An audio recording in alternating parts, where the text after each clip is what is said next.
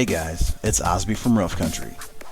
Today we're going to look at the installation process for our Jeep JK front sway bar skid plate. To begin, remove the Phillips screws securing the plastic shield cover to the bumper.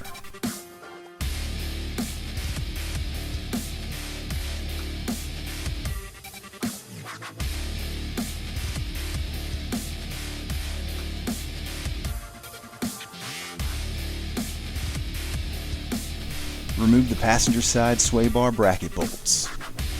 Install the mounting bracket between the sway bar mount and the frame. Use the factory bolts to reinstall the sway bar to the frame.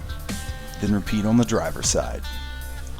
Then hold the skid plate up to the mounting brackets and install with the bolts, washers, and lock nuts.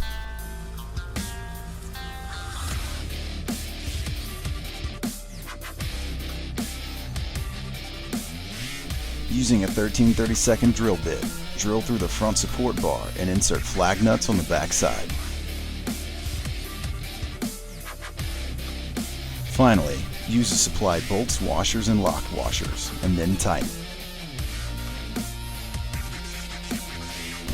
If you're interested in a skid plate like this for your Jeep JK, be sure to check us out at www.roughcountry.com. Don't forget to like us on Facebook,